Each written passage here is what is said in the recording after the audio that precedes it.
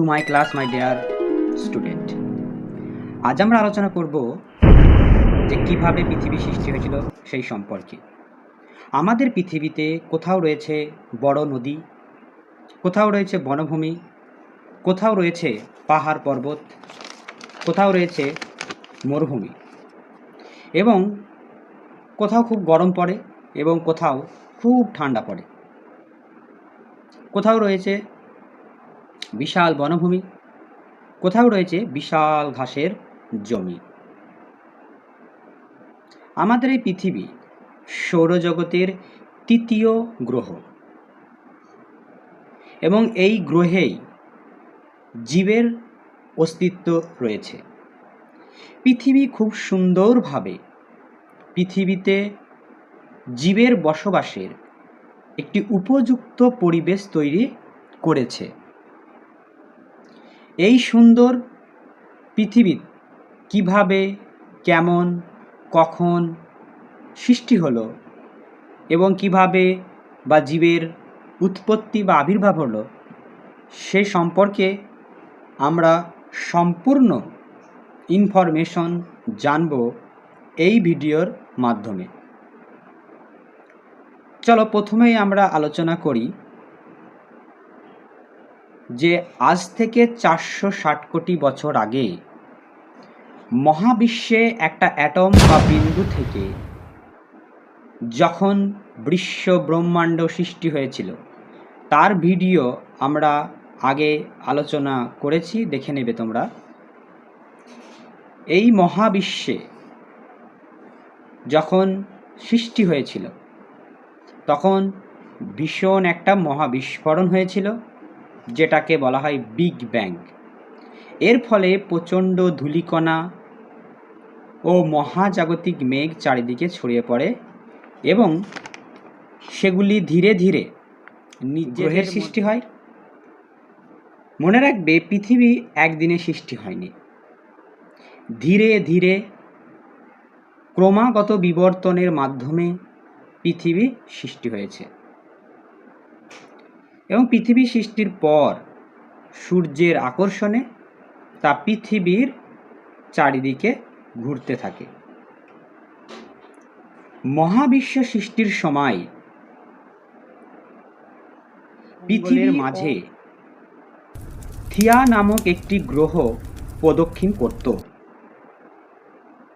কিন্তু পৃথিবীর মহাকর্ষ বলের কারণে থিয়া নামক এই গ্রহটি পৃথিবীর চারিদিকে আবর্তন করতে থাকে এবং ধীরে ধীরে কোটি কোটি বছর পর এই থিয়া পৃথিবীর মহাকর্ষ বলের কারণে বা প্রভাবে পৃথিবীর ওপর পড়তে থাকে এবং ক্রমাগত পৃথিবীর কাছে আস্তে আস্তে পরস্পরের সঙ্গে ধাক্কা লাগে। এবং এই ধাক্কা লাগার কারণে পৃথিবীর ওপরে পৃষ্ঠে থাকা পদার্থ মহাশূন্যে ছড়িয়ে পড়ে এবং মহাশূন্যে ছড়িয়ে পড়ার পর সেই অংশগুলি কিছু কিছু অংশ আবার মধ্যাকর্ষণ টানে পৃথিবীর দিকে নেমে আসতে শুরু করে এবং কিছু অংশ পৃথিবীর চারিদিকে আবর্তন করতে থাকে এবং সেগুলি ধীরে ধীরে জমাটবদ্ধ হয়ে আমাদের প্রিয় চন্দ্রমা অর্থাৎ চাঁদের সৃষ্টি হয়। মনে রাখবে, তখন পৃথিবী থেকে চাঁদ এখনকার চাঁদের চেয়ে 200 গুণ বড় দেখাতো, কিন্তু ক্রমাগত পরিবর্তন ও বিবর্তনের কারণে ধীরে ধীরে পৃথিবী ও চাঁদের মধ্যে দূরত্ব বাড়তে থাকে এবং চাঁদকে ছোট দেখাতে শুরু করে। মনে রাখবে, চাঁদের মধ্যাকর্ষণ শক্তি কম হওয়ায় চাঁদের বাইরে যে গ্যাসীয় আবরণ ছিল সেটি ধীরে ধীরে উড়ে চলে যায় এবং চাঁদে তাই কোনো বায়ুমণ্ডল নেই, তাই কোনো জীবের অস্তিত্ব চাঁদে গড়ে ওঠেনি। এবং কিছু কিছু উল্কা চাঁদের মধ্যাকর্ষণ টানে চাঁদের ওপর পড়তে থাকে। এর ফলে চাঁদের বুকে বড় বড় গর্ত সৃষ্টি হয়, যা পূর্ণিমার সময় আমরা গর্তটাকে কালো কালো ছোপ ছোপ দাগ মনে করি, কারণ চাঁদের নিজস্ব কোনো আলো নেই। সূর্যের আলো চাঁদের ওপর পড়ে সেখান থেকে প্রতিফলিত হয়ে আমাদের পৃথিবীতে পৌঁছায়। পূর্ণিমার সময় সেটা ভালোভাবে বোঝা যায়। সেই সময় থিয়া নামক উল্কা পৃথিবীর সঙ্গে ধাক্কা লাগার কারণে কি হয়েছিল? পৃথিবীতে 2000 ডিগ্রি সেলসিয়াস লাভা স্রোত বা লাভার নদী প্রবাহিত হতে থাকে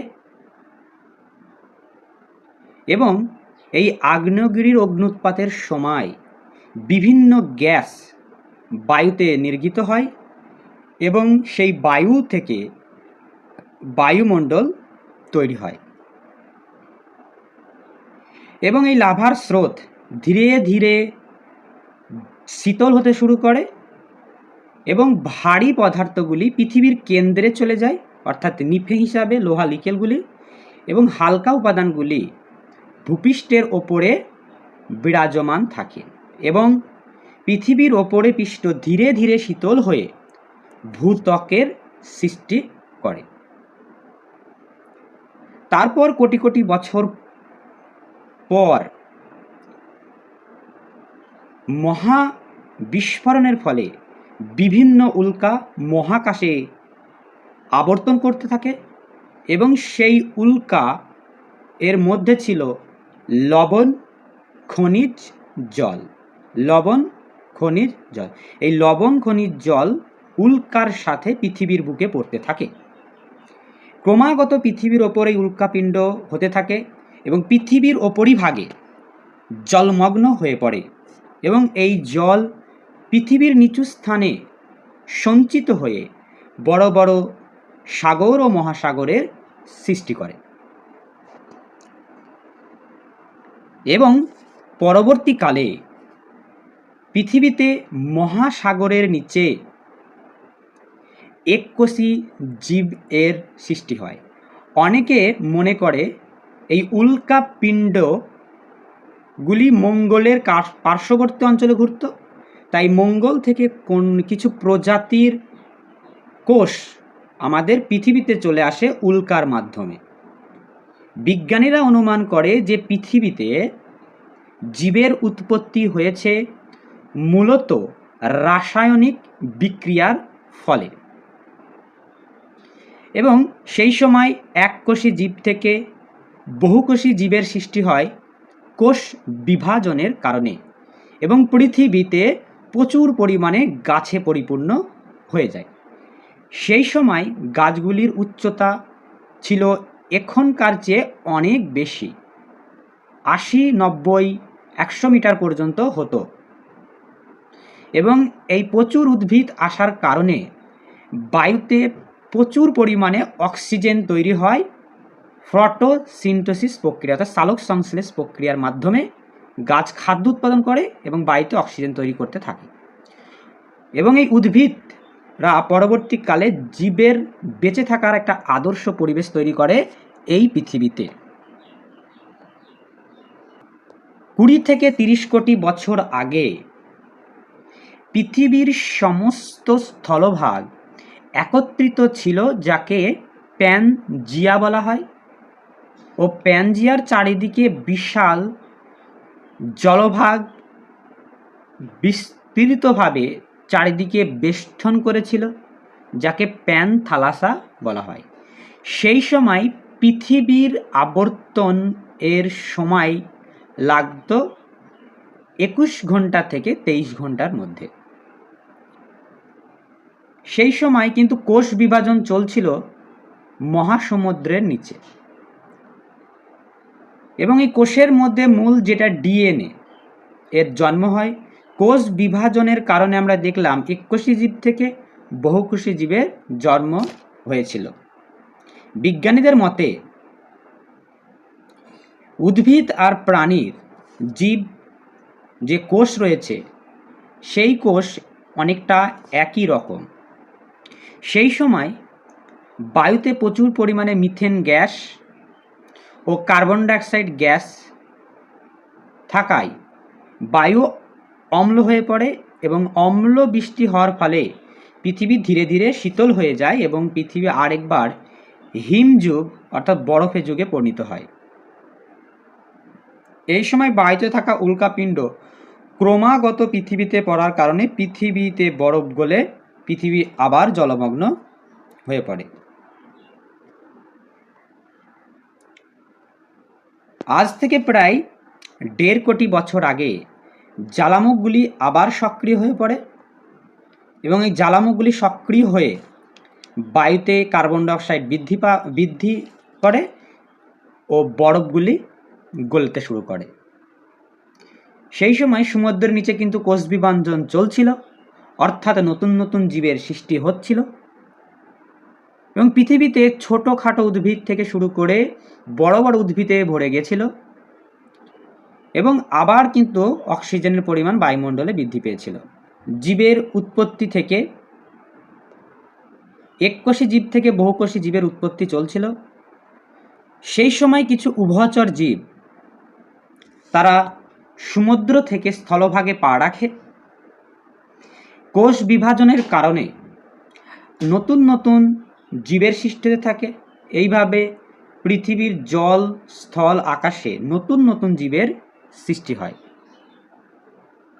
আজ থেকে ২৩ কোটি বছর আগে উভচর প্রাণী যখন ডিএনএ ভেঙে যায় এবং সেই ডিএনএ পরিবর্তনের কারণে ধীরে ধীরে ধীরে বিশাল আকার ডাইনোসরের উৎপত্তি হয়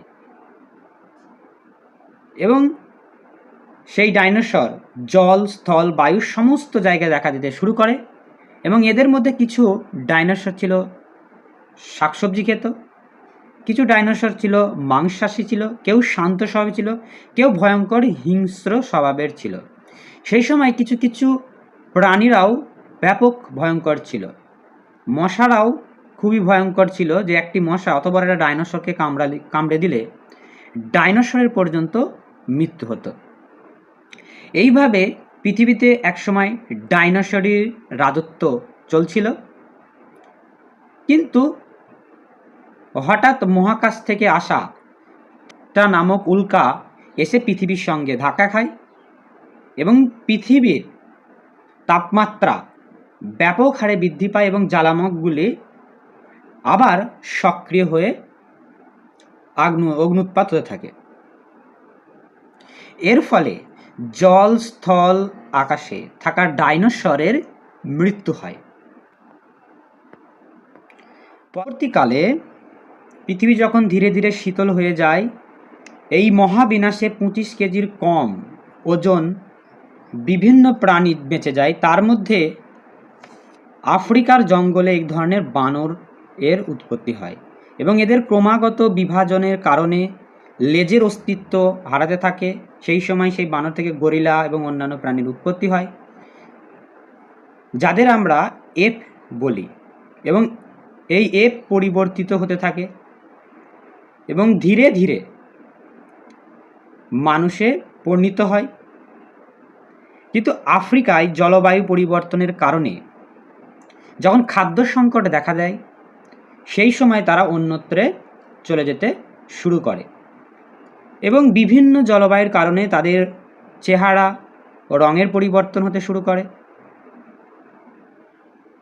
ধীরে ধীরে তারা দক্ষ মানুষ এবং দক্ষ মানুষ থেকে বুদ্ধিমান মানুষে পরিণত হয়। এইভাবেই ধীরে ধীরে সভ্যতা ও নগরায়ন ঘটতে থাকে। কিন্তু বর্তমান দিনে নগরায়ন ও পরিবেশ দূষণের কারণে পৃথিবী ধ্বংস বা নষ্ট হয়ে যাচ্ছে। সুতরাং প্রত্যেকের কাছে আমার অনুরোধ, প্লিজ সেভ আওয়ার প্ল্যানেট।